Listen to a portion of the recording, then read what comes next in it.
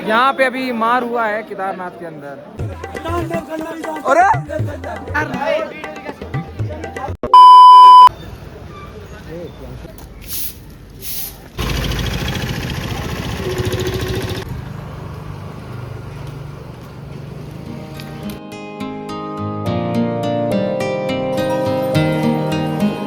इतना तो आईफोन है कि चल जाएगा। जी हाँ दोस्तों, मेरा नाम है प्रियांशु शर्मा और मैं कर रहा हूँ केदारनाथ की यात्रा, वो भी वाराणसी से। हेलो। और इस ट्रिप के जरिए मुझे एक बात समझ में आई कि ट्रिप का मजा तभी है जब आप उस बंदे के साथ जाओ जिसकी आप ले सको या फिर वो बंदा आपकी ले सके। और इस ट्रिप में हम लोग के पास दोनों ही अवेलेबल नहीं थे, बट फिर भी मजा आया हम लोग को। ये थे हम दो लोग जो घर से साथ में निकले थे। फिर उसके बाद एंट्री होती है इन 3 लोगों की। वो होता है ना कि अगर कुछ पल साथ बिता लो तो दोस्ती गहरी हो जाती है, तो हमारे साथ यही हो रहा था। हम भी कुछ पल जहाँ साथ बिताएं तो हम लोग एक दूसरे के साथ कंफर्टेबल हो गए। फिर हम लोग साथ में सोचे कि केदारनाथ चलने को। हम लोगों ने अपना ट्रिप स्टार्ट किया है दिल्ली से, क्योंकि वाराणसी में इतनी भीड़ थी कि मैं वहाँ कुछ शूट ही नहीं कर पाया। दिल्ली पहुँचने के बाद हम लोगों ने कश्मीरी गेट से लिया एक लोकल बस। भाई साहब, लोकल बस का क्या ही कहना। लोकल बस इसलिए बेस्ट होती है कि उसमें ना 24 घंटा आप लोग को कुछ ना कुछ खाने को मिलता ही रहता है। फिर डायरेक्ट हम लोग पहुंच गए ऋषिकेश। ऋषिकेश से शुरू होता है मेन स्ट्रगल, क्योंकि ऋषिकेश से हम लोग को डायरेक्ट जाना था सोनप्रयाग।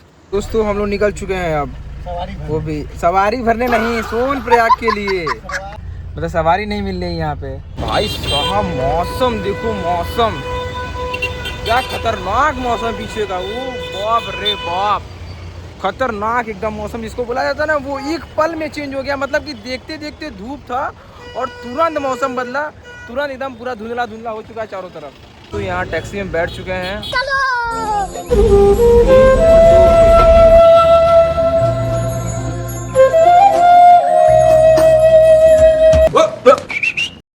मरना है क्या भोसड़ी के। तो यहाँ पे आए हम लोग कुछ खाने पीने के लिए। मौसम सुहाना हो चुका है, धूप हो चुकी है अच्छी खासी। और यहाँ मेन्यू देख रहे हैं। क्या वो ले लेके जीरा राइस। चावल खाएंगे फिर दोपहर में? मत खाइए चावल मत। फिर 10 घंटे की सफ़र करने के बाद हम लोग पहुँच गए अपनी मंजिल पे, सोनप्रयाग। तो दोस्तों हम लोग पहुंच चुके हैं सोनप्रयाग। आप यहाँ मेरे पीछे बोर्ड देख रहे होंगे। तो आज के लिए जो टारगेट हमने लिया था सोनप्रयाग पहुंचने का, वो सक्सेसफुली कंप्लीट हो चुका है। सोनप्रयाग में रूम लेने के बाद हम लोग एकदम चुपचाप साइलेंटली से सो गए, क्योंकि बॉडी को देना था रेस्ट ना। तो हम लोग यहाँ पे सोकर उठे हैं और यहाँ पे सोनप्रयाग का मौसम कुछ ऐसा है कि यहाँ बूंदाबांदी बहुत अच्छी खासी हो रही है। किस्मत हम लोग की बहुत ज़्यादा बेकार थी, क्योंकि जिस दिन हम लोग को जाना था केदारनाथ, उस दिन ताबड़तोड़ बारिश हो रही थी और खबर आ रही थी कि ऊपर से सब लोग गिर रहे हैं, फिसल फिसल के गिर रहे हैं।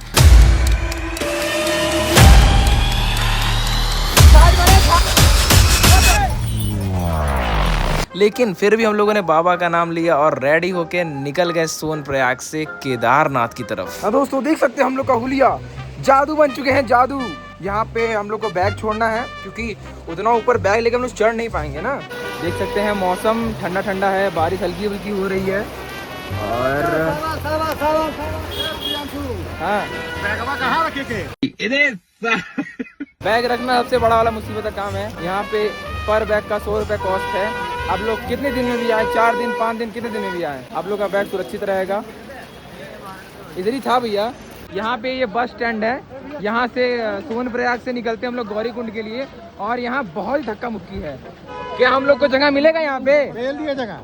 जगह मिल गया? मिल गया। 5 लोग बैठ जाएंगे? 5 लोग पेल देंगे। अरे 6 आ जाएंगे। बहुत तेज हो रहा है। तो दोस्तों हम लोग को मिल चुका है जगह। वो बोलते हैं ना, ज़्यादा खुशी तू समझा? हाँ। नहीं तू समझा नहीं। वही होने वाली है भी आगे, देखते रहो। तो आप लोग को एक इम्पॉर्टेंट बात बताते हैं। सोनप्रयाग से हम लोग को गौरीकुंड जाना होता है, तब जाके वहाँ से हम लोग का मेन ट्रैकिंग स्टार्ट होता है। और सोनप्रयाग से गौरीकुंड का चार्ज होता है 50 रुपये, और उसमें हम लोग को भूसा की तरह भरा जाता है।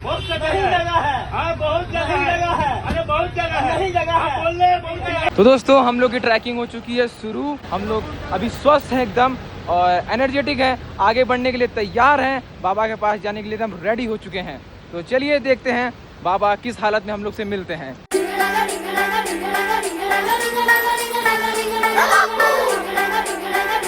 हम लोग चलना तो चालू कर दिए थे, बट हम लोग को ये नहीं पता था कि पहाड़ पे चलना और एक प्लेन ज़मीन पे चलना में ज़मीन आसमान का फ़र्क होता है। और मात्र आधा घंटा के अंदर ही हम लोग एकदम फुल्ली थक गए और मन में बस एक ही सवाल था, अब कितना बाकी है? बस ये वाला पहाड़ जैसे क्रॉस करोगे आ जाएगा, आ जाओ। अभी तो पिछला वाला बोले थे आप।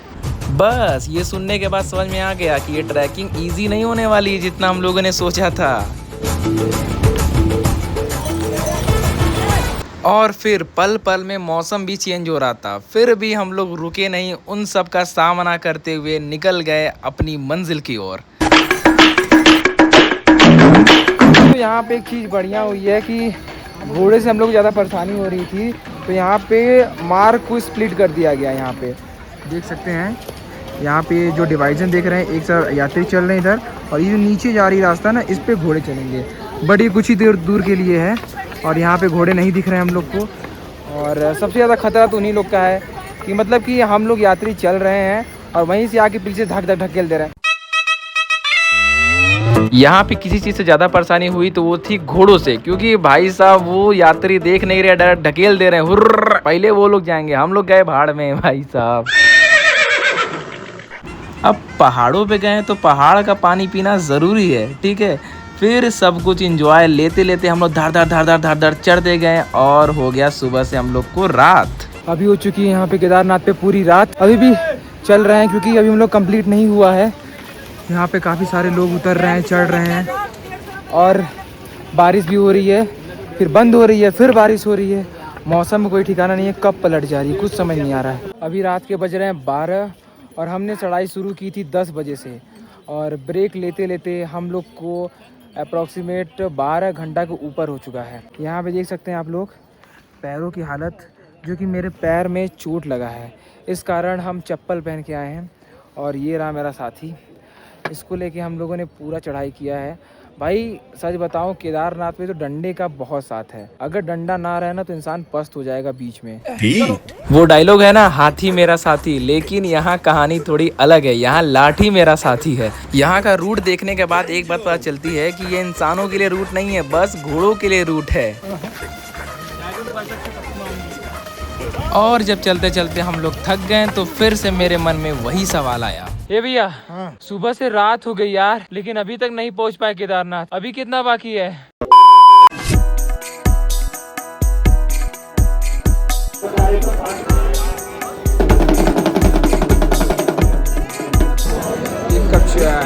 तो सुबह 6 बजे उठने के बाद हम लोगों ने 8 बजे से लाइन लगाई है, और अभी को हो रहा है पूरे 12 बजे के पहले होता है स्पर्श दर्शन, बट 12 बजे के बाद स्पर्श दर्शन नहीं होता है।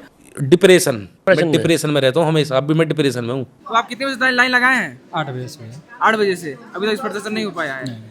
तो यहाँ पे प्रॉब्लम ये हो रही है कि जितने यात्री यहाँ पे लगे हुए हैं, ठीक है, इन लोग को आगे ना करके वीआईपी वालों को आगे किया जा रहा है। सही बोल रहे हैं अंकल? हाँ, सही है, सही बोल रहे हैं। और इन लोग को कोई प्रॉब्लम झेलना पड़ रहा है। पहली बात तो 12 घंटे का ट्रैक पूरा करके आ रहे हैं, यहाँ पे स्टे ले रहे हैं रात में, गलन इतनी ज्यादा है, फिर उसके बाद जब लाइन में लग रहे हैं, हाँ, सब कोई बीच में घुसा जा रहा है। 2200-2500 देने के बाद हम लोग का भाई हम पहले लाइन में थे और हमने पीछे कर दिया। हੱਸਦੇ ਚਿਹਰਿਆਂ ਦਾ ਮਤਲਬ ਇਹ ਨਹੀਂ ਹੁੰਦਾ ਕਿ ਉਹਨਾਂ ਨੂੰ ਕੋਈ ਤਕਲੀਫ नहीं होती। ठीक है, 2500 रुपया अगर आप देते हैं तो डायरेक्ट मंदिर के अंदर जाते हैं।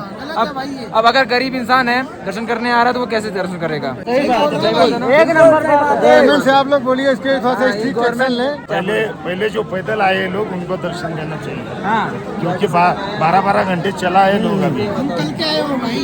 कल क्या हुआ? ਹੱਸਦੇ ਚਿਹਰਿਆਂ ਦਾ ਮਤਲਬ ਇਹ ਨਹੀਂ ਹੁੰਦਾ ਕਿ ਉਹਨਾਂ ਨੂੰ ਕੋਈ ਤਕਲੀਫ नहीं होती। फिर हम सुबह लग गए थे, फिर बोले कि 2 बजे, तो हम कुछ खाने चले गए, तो हमें बोले कि भाई हम नहीं घुस सकते। ਹੱਸਦੇ ਚਿਹਰਿਆਂ ਦਾ ਮਤਲਬ ਇਹ ਨਹੀਂ ਹੁੰਦਾ ਕਿ ਉਹਨਾਂ ਨੂੰ ਕੋਈ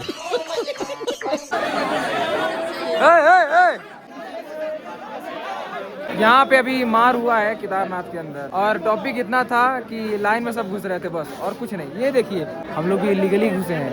बहुत नीच आदमी।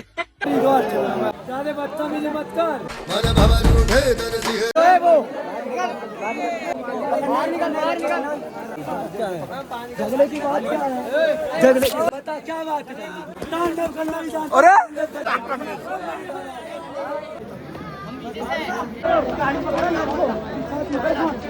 मजा आया। ये होता है टोकन, जो रजिस्ट्रेशन फॉर्म दिखाने के बाद आप लोग को टोकन प्रोवाइड किया जाता है और इसके बगैर आप लोग दर्शन नहीं कर पाओगे।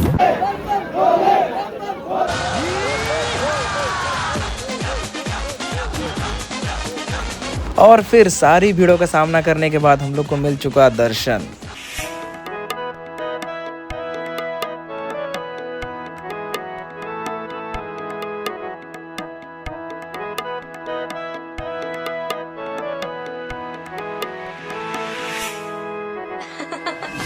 अभी हम लोग का हाथ देख सकते हैं, ये पीला हो चुका, हाथ दिखाओ। ये हम लोग दर्शन करके आए हैं डायरेक्ट वहाँ स्पर्श दर्शन।